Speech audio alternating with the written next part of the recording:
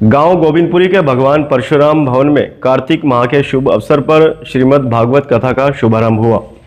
कथा से पूर्व भव्य शोभा कलश यात्रा निकाली गई। इस अवसर पर कथा व्यास ठाकुर श्याम सुंदर जी महाराज का भव्य अभिनंदन किया गया।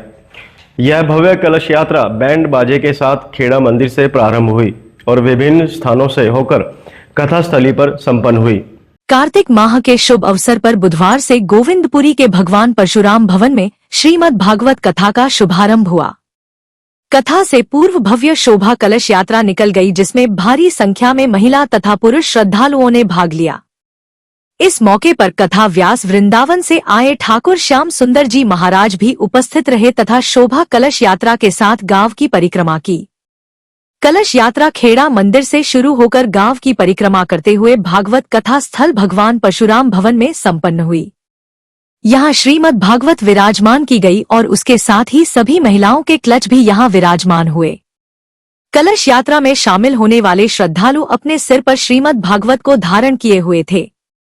बैंड बाजा की अगुवाई में निकलने वाली इस शोभायात्रा का जगह श्रद्धालुओं ने पुष्प वर्षा करके स्वागत किया।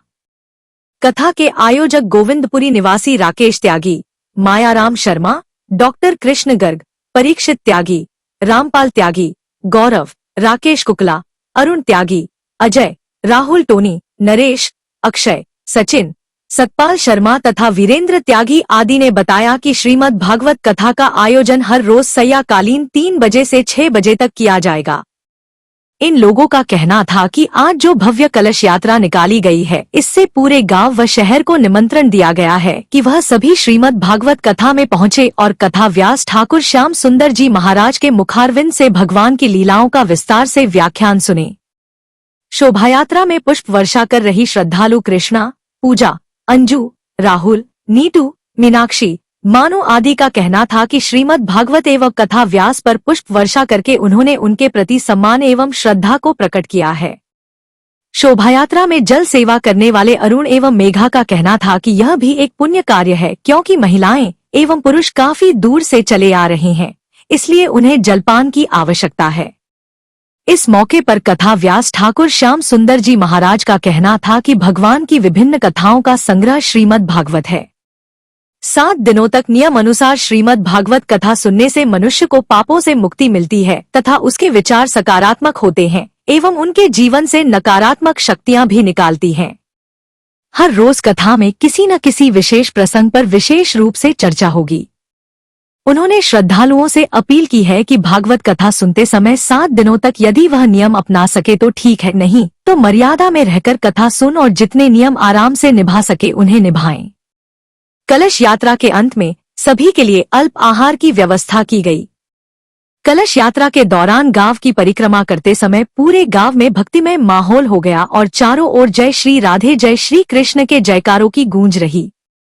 इस मौके पर विजय, रामकेश, सुधीर पांडे, मुकेश त्यागी, मंगल सिंह, रोशन राणा, सूरज भान, भारत, दशरथ त्यागी, कौशल, राजेश, राकेश, कुलदीप आदि मुख्य रूप से उपस्थित रहे।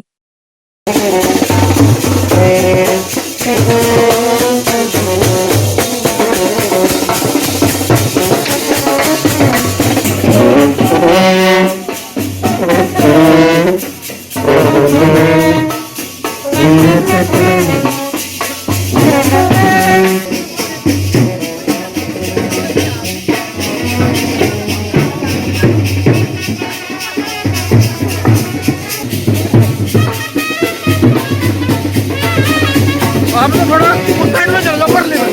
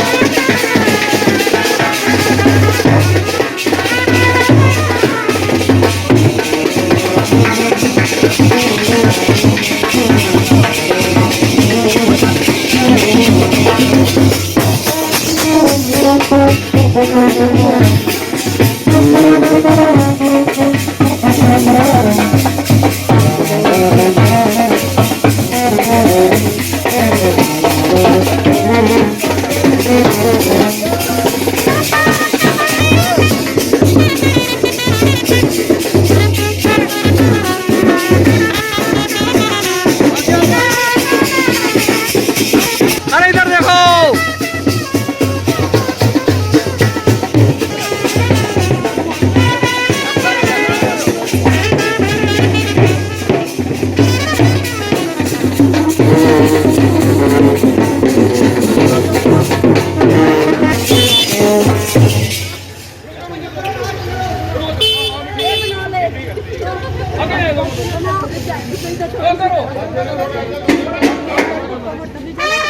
थोड़े आगे चलो।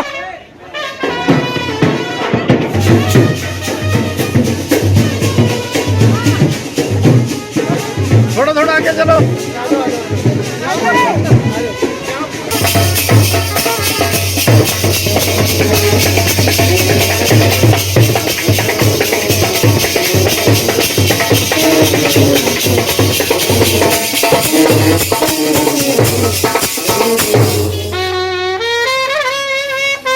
चलो यार थोड़ा सा करना है जो।